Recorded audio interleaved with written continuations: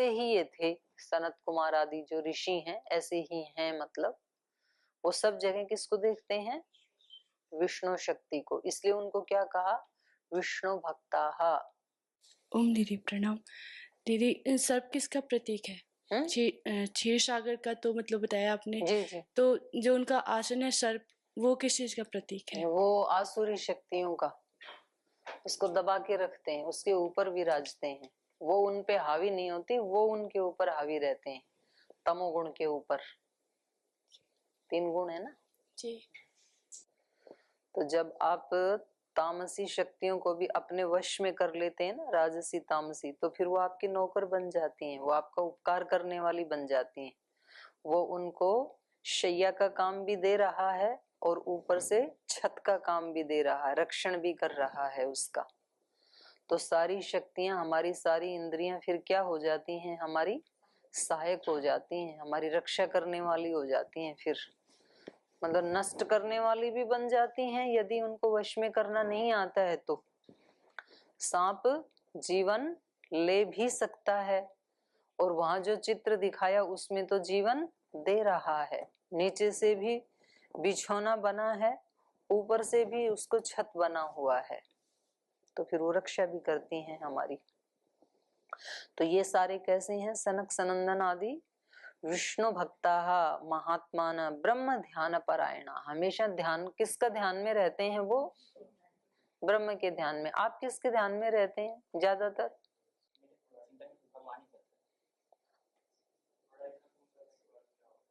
पढ़ाई खत्म करने के बाद क्या होगा आज? ये भी चलता है। सुबह सुबह प्राणायाम करने के लिए, हाँ प्राणायाम करते हैं तो प्राणायाम का ध्यान चलता है कि थोड़ा ज्यादा करें, उसको बढ़ाएं। तो अलग अलग चलते हैं सबके ना, सबके मन में अलग अलग ध्यान चलते हैं, लेकिन इनके मन में किसका ध्यान चलता है? हमेशा ब्रह्म का ही चलता है। तो इसलिए ये कैसे हैं? ब्रह्म ध्यान परायणा। हाँ, ब्रह्म के ध्यान से युक्त रहते हैं ये, इनको वही दिखता है। जैसे आज श्रद्धेय स्वामी जी महाराज बता रहे थे ना सुबह, कि कुछ पता ही नहीं था दुनिया का, दारी का, कहाँ दुनिया बसती है, क्या क्या हो रहा है, कोई अखबार नहीं, टीवी नहीं, कोई न्यूज नहीं। और अपने आसपास भी जो ब्रह्मचारी रहते हैं उनके बारे में भी कोई खोज खबर नहीं, कौन कब उठता है, कब सोता है, क्या खाता है, कैसा व्यवहार करता है। तो दूसरों को जज करने के लिए टाइम ही नहीं, सारा टाइम सेवा सेवा सेवा। तो कभी विद्या की सेवा, कभी गाय की सेवा, कभी गुरु की सेवा, सेवा ही सेवा में लगे रहे। तो इतने वर्षों तक वो जो बन गया ना उस समय, वही अभी चल रहा, वो अब सहज हो गया। और जैसे ही सेवा खत्म हुई आराम से सो गई। उस सेवा का ही परिणाम है ये आज जो कुछ हो रहा है, और उस तल्लीनता का परिणाम है। तो ध्यान हमेशा किस में रहता था? सेवा परायण। जैसे इन्होंने कहा ना ब्रह्म ध्यान परायणा, हाँ, तो जो महाराज जी ने बताया उससे क्या लगता है? सेवा ध्यान परायणा, हमेशा सेवा का ही लगा रहता था। तो ऐसे हमारा ज्यादातर ध्यान किस में रहता है? तो किसी का किसी व्यक्ति में रहता है, किसी का किसी खाने पीने की किसी वस्तु में रहता है, किसी का सोने में रहता है, किसी का आलस्य प्रमाद में रहता है कि कब थोड़ा टाइम मिले तो थोड़ा सा तो सुस्ता लूं कमरे में जा करके। तो अलग अलग ध्यान परायण रहते हैं हम। तन्नन आदि कैसे रहते थे? ब्रह्म ध्यान परायणा। हाँ, जैसे ही मैं कक्षा खत्म होने के बाद 2 मिनट भी बाहर जाऊं तो आप बाहर जाके वहां सुस्ताने लगते हैं। मतलब जिसको नहीं भी जाना था ना बाहर, वो भी जाके बाहर आराम से। तो इससे पता लगता है कि चित्त किसके परायण है? हमेशा विश्राम परायणा, आराम परायणा। हाँ, सर्वे विश्राम परायणा, हाँ ऐसे कहा जाएगा। तो ये महात्मा कैसे थे? ब्रह्म ध्यान परायणा, सहस्र सूर्य संकाशाः, सत्यवंत, हजारों सूर्यों के समान तेजस्वी थे वो। जब उनको देखे तो ऐसे लगता था कि जैसे हजारों सूर्य, एक सूर्य तो बहुत तेजस्वी होता है और इनका तेज कैसा, हजारों सूर्य जैसा। सहस्र सूर्य संकाशा सत्यवंत, कैसे हैं वो, सत्यवादी हैं। मुमुक्षव, और कैसे हैं, मोक्ष के अभिलाषी। मुमुक्षव माने मोक्ष को चाहने वाले। अब जिसको मोक्ष चाहिए ही नहीं तो वो पुरुषार्थ भी क्यों करेगा। किसी किसी को ये लगता है ना कि ठीक है जीवन जैसे चल रहा है ठीक है, जब किसी को ये लगे कि मैं इन चीजों से छूटूं तब तो वो उसके लिए पुरुषार्थ या प्रयास करेगा। तो मुमुक्षत्व को भी महर्षि दयानंद ने एक साधन बताया है। अभिलाषा, अभीप्सा, तो मुमुक्षत्व वो है ना षट्क संपत्ति, तो उसमें एक ये आता है मुमुक्षत्व। मुमुक्षा, मोक्ष की इच्छा।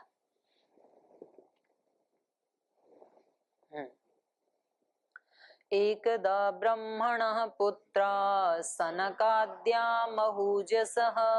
मेरुशृङ्गे समाजग्मुर्वीक्षितुं ब्रह्मणः सभाम्। तत्र गंगां महापुण्यां विष्णोपादोद्भवां नदीं निरीक्ष्य स्नातुमुद्युक्ता सीताख्यां प्रथितौजसः। एतस्मिन्नवसरे विप्रा देवर्षि नारदो मुनिः आजगामोच्चरन्नाम हरेर्नारायणादिकम्। नारायणाच्युतान्त वासुदेव जनार्दन यज्ञेश यज्ञपुरुष राम विष्णु नमोऽस्तुते इत्युच्चरन् हरेर्नाम पावयन्नखिलं जगत्। आजगाम स्तुवन् गंगां मुनिर्लोकैकपावनीम्। अयथायान्तं समुद्वीक्ष्य सनकाद्यामहूजसः यथार्हम् अर्हणं चक्रुर्ववन्दे सोऽपि तान् मुनीन्।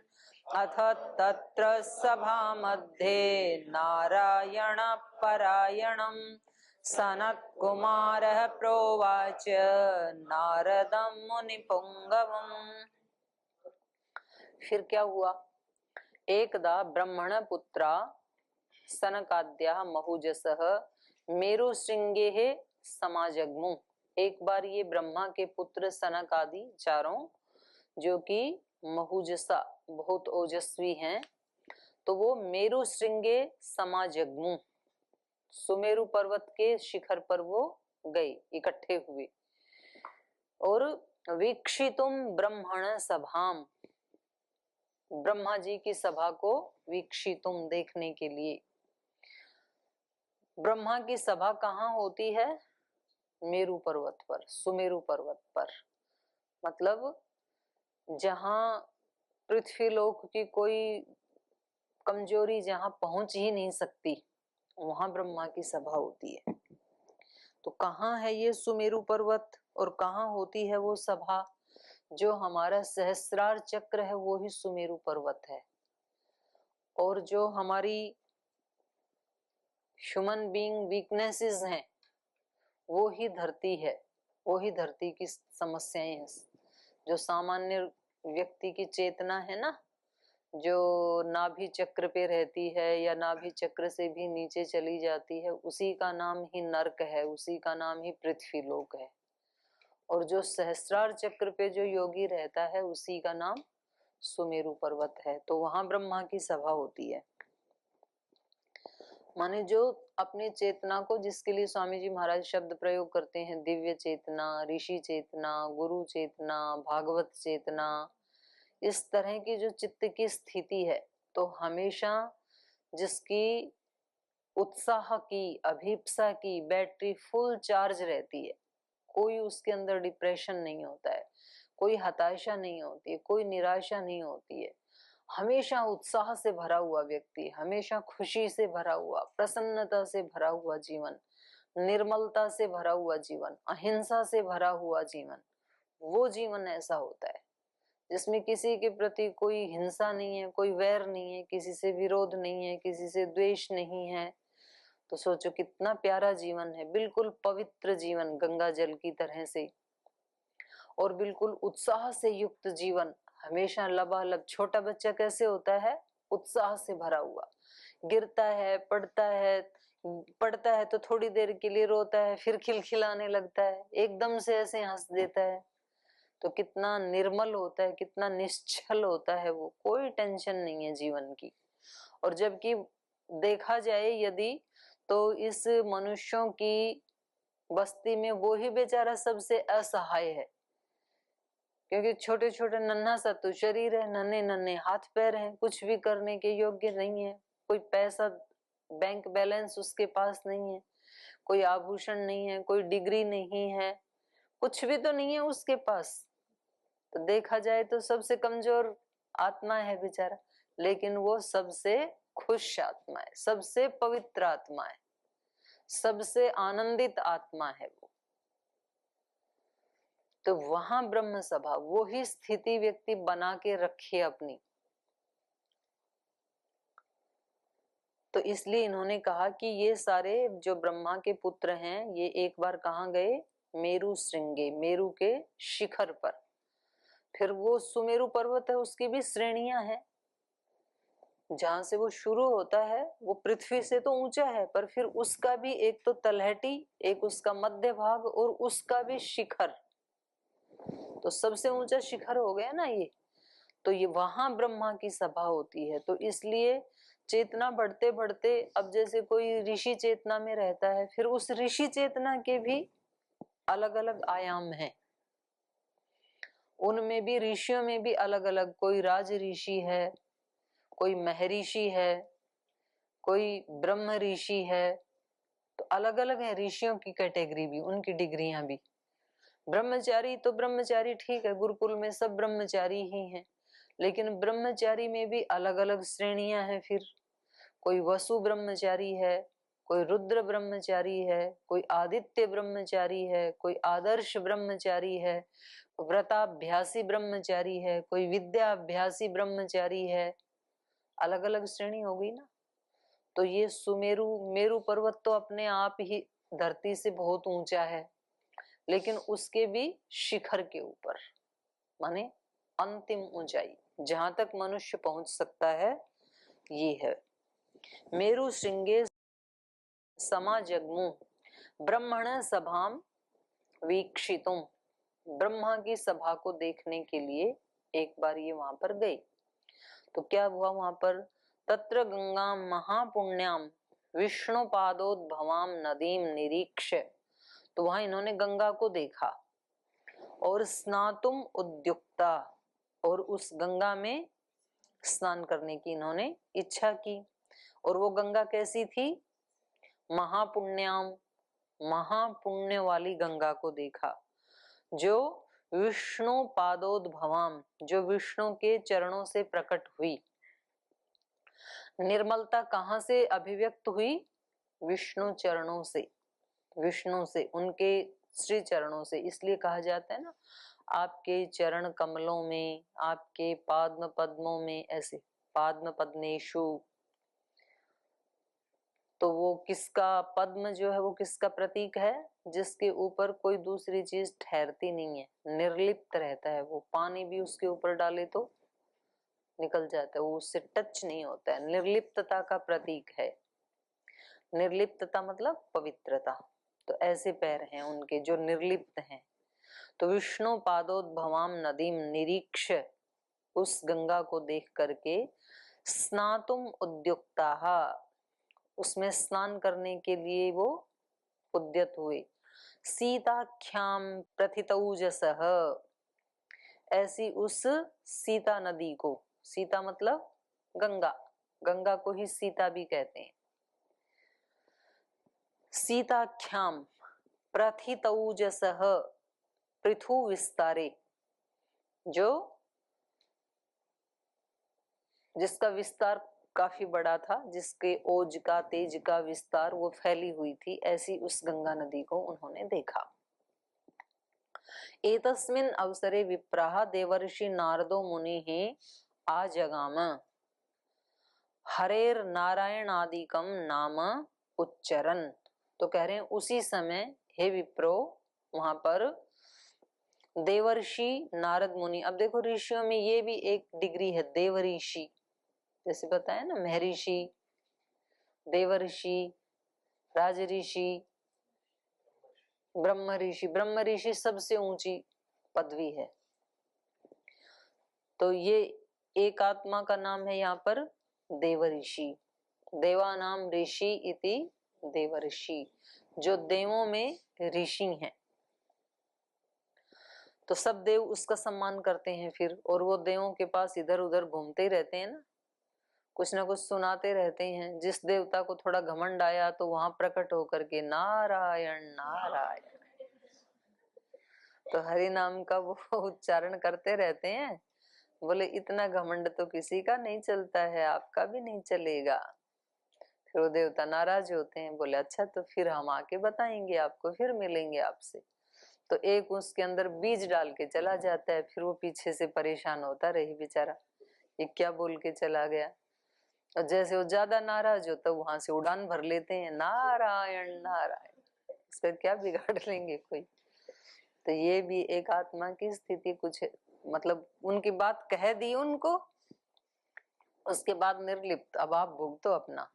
तो वहां पर नारद ऋषि आ गए। एतस्मिन् अवसरे विप्रा देवर्षि नारदो मुनि आजगाम हरेर नारायण, हे हरे हे नारायण, इन नामों का उच्चारण करते हुए।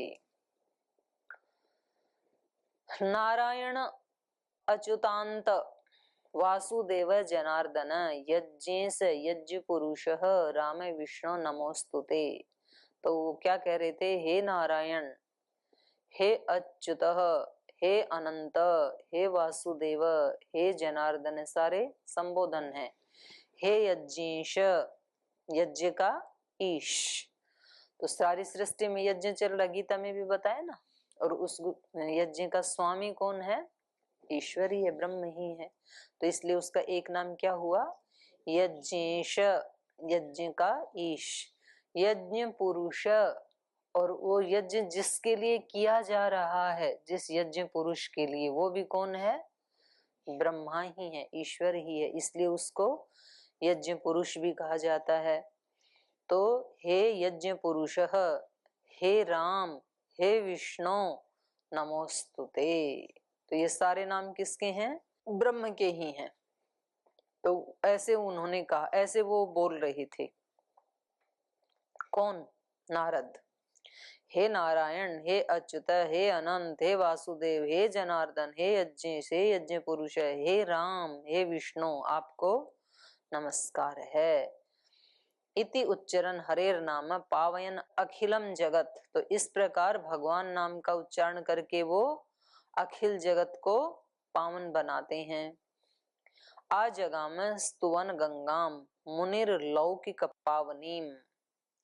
तो इस प्रकार से वो पवित्र नाम का, भगवान के नाम का उच्चारण करते हुए संपूर्ण जगत को पवित्र बनाते हैं। और एकमात्र लोक पावनी गंगा की स्तुति करते हुए वो वहां पर आए। अथ आयांतम समुद्वीक्ष्य सनकाद्या महुजसः यथा अर्हणम चक्रुर्ववन्दे सोऽपि तान् मुनीन्। तो अथ आयांतम समुद्वीक्ष्य, उसको आते हुए देख करके जो सनक आदि थे ओजस्वी मुनि, तो उन्होंने उनकी यथाचित, यथा अर्हमर्हणम, जैसी योग्यता थी, जो कुछ उनके पास था, तो यथोचित उनकी अर्हणम चक्रु वंदे, तो वैसे योग्यता के अनुसार उनका वंदन किया, उनको प्रणाम किया, पूजा की।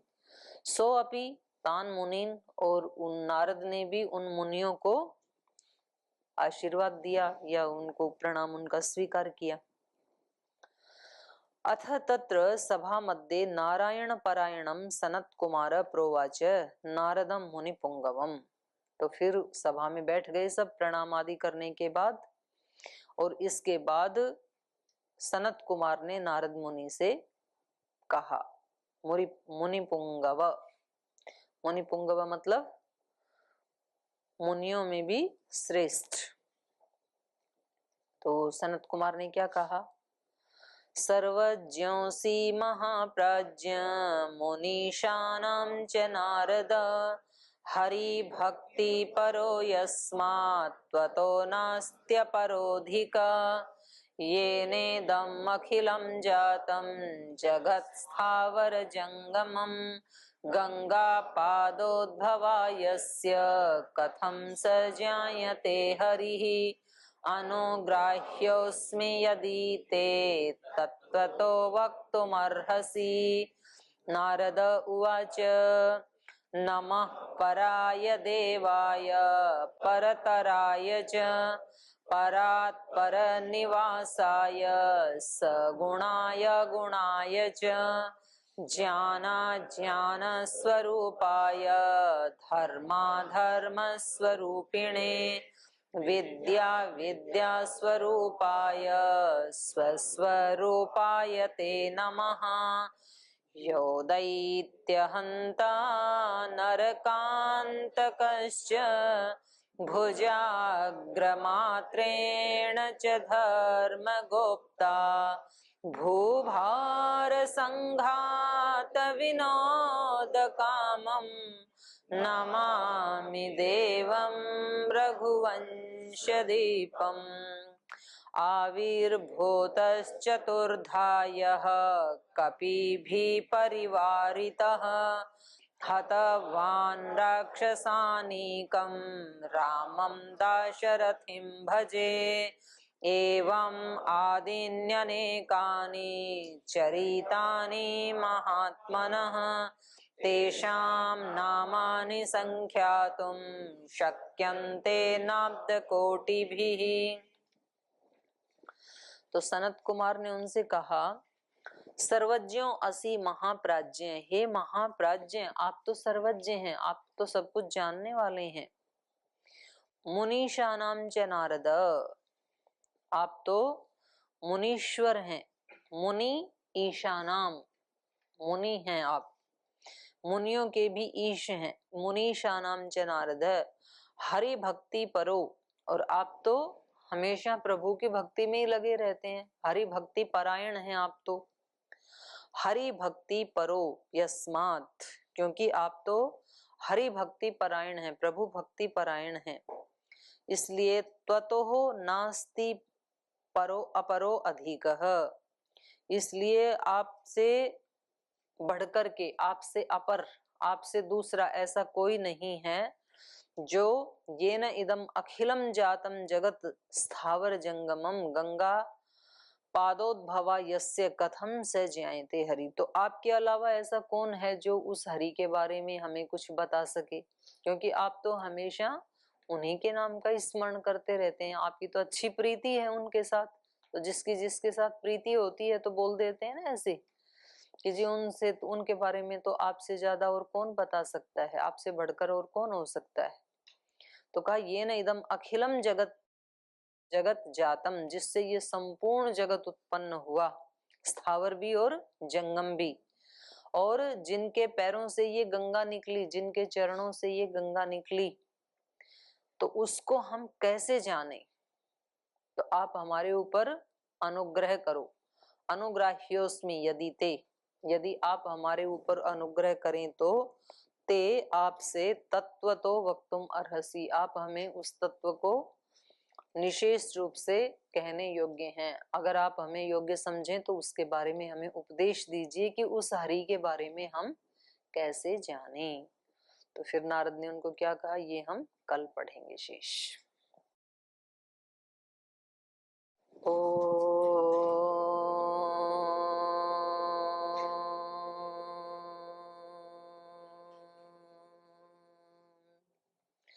शांति शांति शांति। श्री गुरुभ्यो नमः। हरि के नाते से सब नाते, इससे सभी सुहाते। हरि के नाते से सब नाते, इससे सभी सुहाते। किससे वैर करेंगे प्यारे, विविध रूप धर आते। किससे वैर करेंगे प्यारे, विविध रूप धर आते। स्वार्थ बिना जो सबकी सेवा करते नहीं अघाते। स्वार्थ बिना जो सबकी सेवा करते नहीं अघाते। पर दुख दुखी सुखी पर सुख में, वो जन हरि को भाते। पर दुख दुखी सुखी पर सुख में, वो जन हरि को भाते। हरि के नाते से सब नाते, इससे सभी सुहाते। किससे वैर करेंगे प्यारे, विविध रूप धर आते।